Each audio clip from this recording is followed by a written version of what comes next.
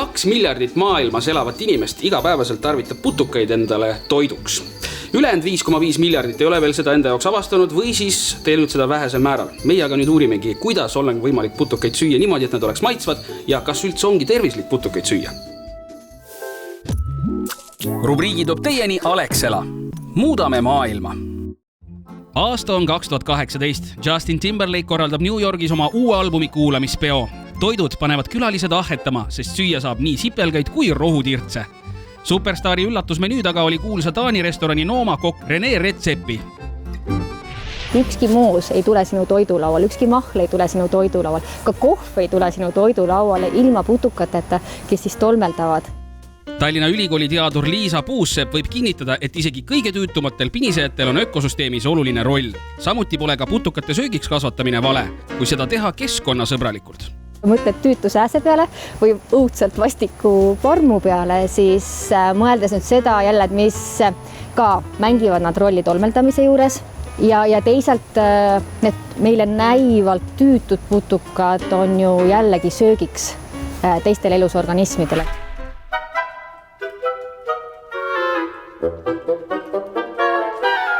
Kõiki putukaid, mida te looduses näete, ei tasu kohe suhu pista, et nendeks on see sama nagu marjade ja seentega, et me peame teadma, mida me sööme.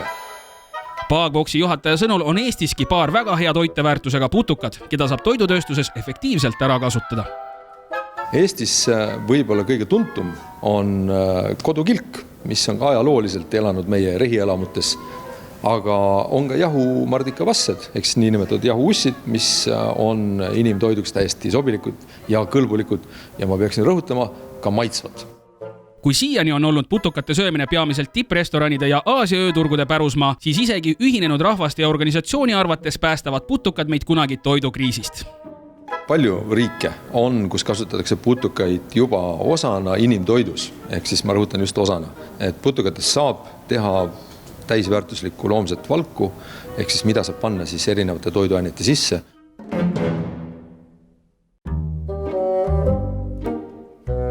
Mis maitsega siis nii-öelda putukas võiks olla? Putukas on sellise natukese nagu pähklise röstise maitsega. Kuna see protseduur on selline, et ta röstitakse ära, et see teeb siuke nagu mõnus natuke nagu sihvka moodi. Aga väga tugevat maitset ei ole, et see võimaldab teda päris paljudes erinevates toiduainetes kasutada.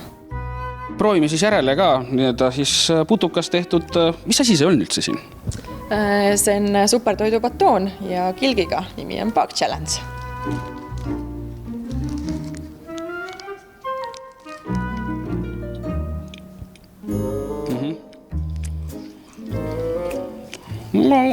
Omapärane maitse. Vürtsikas, õun, natukene porgandit. Ja midagi veel. Putukas nimelt. Tavaline kodukilk on eksperdite sõnul supertoit. Neist saab palju proteiini, kasulikku rasva, vitamiine ja kiudaineid. Lisaks sellele ei koorma nende kasvatamine keskkonda. Näiteks 1 kilogrammi kilkide kasvatamiseks kulub 1,7 kilogrammi toitu. Võrdluseks veised, kellelt sama koguse liha saamiseks peame kulutama 10 kilogrammi toitu. Teeme siis veel ühe katse ja laseme kolleegidel Tuulil ja ka Taavil proovida uut ja moodsat toitu. See näeb välja nagu hommikuelves, ei tundu üldse eriti hirmus. Mina muidu liha ei söö, aga see mind absoluutselt ei hirmuta. Nagu maisimõngel, eriti maitsetu maisimõngel. Kamapall.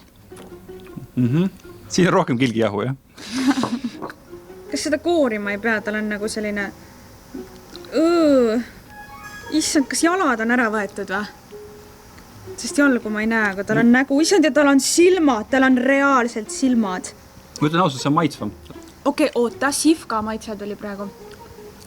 Nii, kas me kokkuvõtteks võime siis öelda, et see ongi nüüd tuleviku toit ja võib-olla siin 5 või 10 aasta pärast eestlaste söögilaual enamasti road ongi tehtud just nimelt sellest toorainest?